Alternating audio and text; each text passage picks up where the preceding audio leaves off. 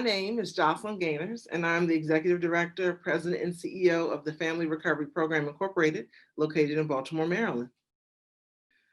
I have always been energized by the whole field of substance use, as well as the whole field of just family engagement. One of my first jobs was working in addictions as an addictions counselor at Mountain Manor Drug Treatment Center in Baltimore. And it was there that I saw the depths of addiction, the depths of recovery. And I really got a passion for children at that point to really see how children are negatively impacted by drugs and what our programming as a drug treatment center could do. And I was just really encouraged when I saw the children coming in from all different places in Maryland, and those children opening up and sharing things that they've never told anyone before. And they were freed from many different things. And I saw that it worked. Treatment worked.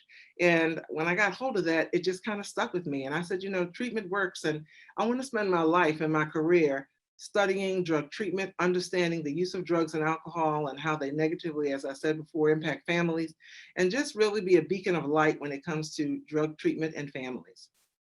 The eligibility process is really simple. The individuals that we work with at the Family Recovery Program are all a part of Baltimore City Department of Social Services.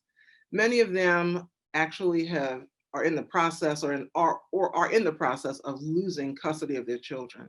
So if there's a person that's in Baltimore City Department of Social Services, they're receiving services, and they lose custody of their child for just one night, they then become eligible for the Family Recovery Program, as long as those children are ages 0 to 11. Once they're in our program, they are given a lot of services. They get to work with our case managers, who actually meet with them right across the street from the courthouse. So it really is a seamless transition from a real time of sadness and tears, that's that first court date, to a time when we actually attend that court hearing, show support for them in that court hearing, and then just walk them right across the street where they initially begin to work with our case managers. They get to meet all of the staff, our engagement specialists, really just to sit down and find a place of warmth and tenderness. The process begins right there, right at that court date. After that point, they get a case manager. We make referrals to mental health, to substance use treatment, to housing, to whatever it is the Department of Social Services has determined that the parents need and that the families need in order to get those children back. We also have another part of our program called the Horizon Program. And in that part, you don't actually have to lose custody of your children. You just have to be placed in a category with the Department of Social Services where they are concerned about your child's ability to remain in the home. So those children actually stay in the home, and those parents can get referred to the program as well. And with that referral, they get all the same services, because our ultimate goal is to not have children in foster care. And even though, we understand that foster care has a role and has a place in our community, but we also understand that long term, we would love to have those children back at home. We understand that change is the process, and that our children need time to heal and families need time to heal. But at the end of the day, we want our families together.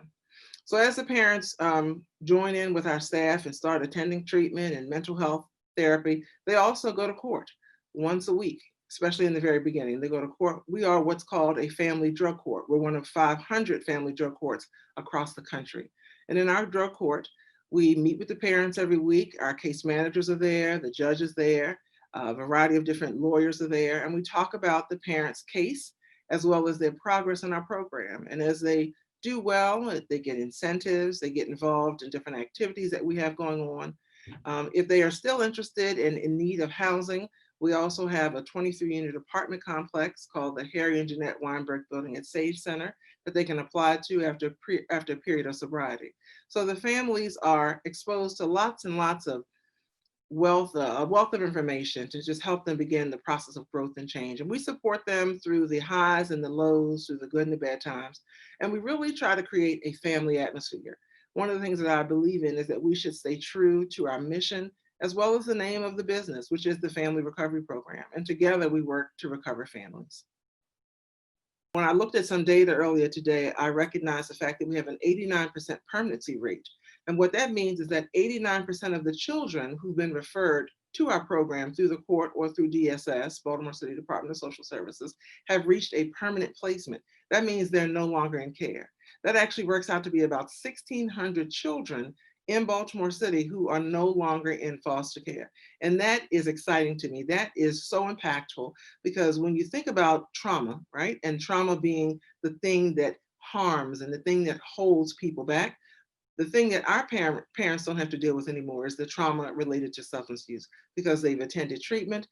Many of them, some of them are still involved in mental health, and that continues to keep the bonds that we've initiated with them very, very strong. And so we see it all over. We see them wanting to come back and speak at our graduations, wanting to be involved in our alumni program, really wanting to give back, to donate. We have parents in our program who, whenever we're having a fundraiser, make sure that they either donate some cash or some kind of token for the other families. So one of the things that we try to do is create a whole brain change, a whole body change.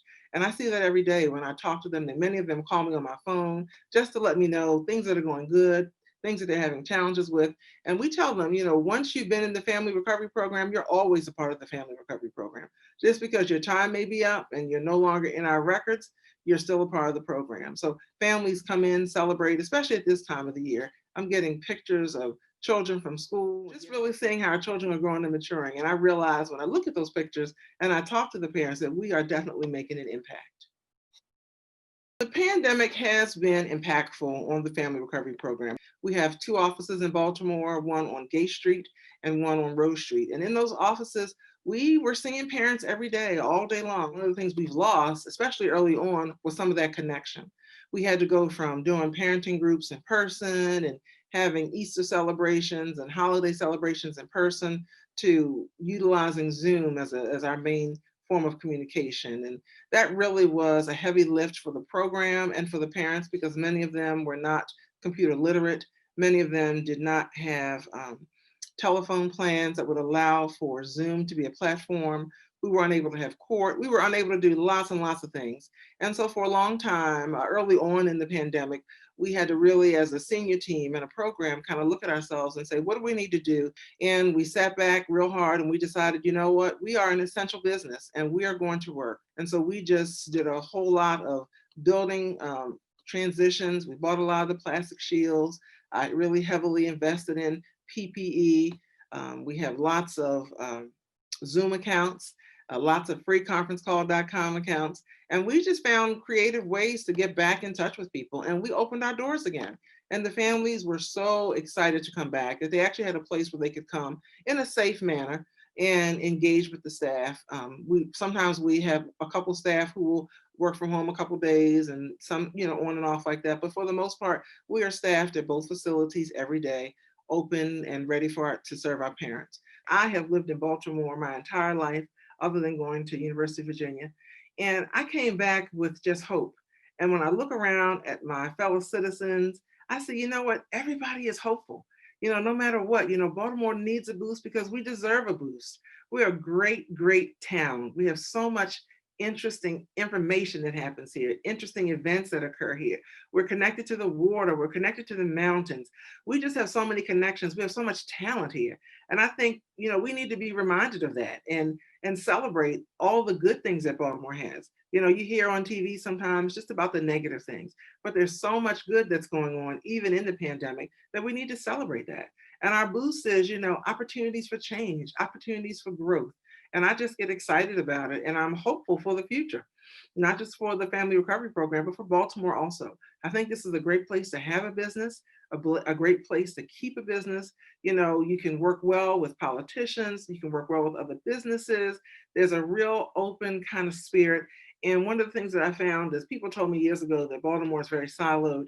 And I did find a little bit of that to be true at times. But when I really needed help, the silos just really dropped.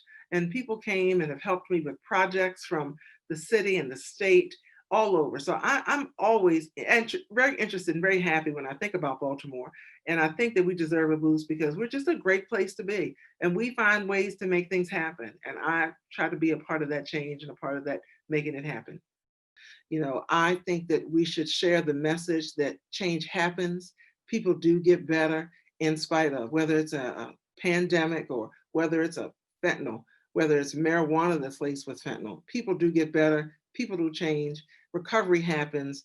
And all those things just warm my soul because I know that we will all get through this. We will get through this pandemic. The drug scourge that's on the country will pass. We are going to find new and different ways to battle both the disease of addiction as well as the pandemic. And, we just are resilient. And I look at my own personal resilience. I try to impart that to the people that I serve. And as an agency, we try to be resilient as well. We believe in our country. We believe in, what is going on right now and the support that we're seeing all over from people just really being involved and wanting to be better and get better. And so I'm encouraged. And so it's what gets me up every day. It's what brings a smile to my face and joy in my heart.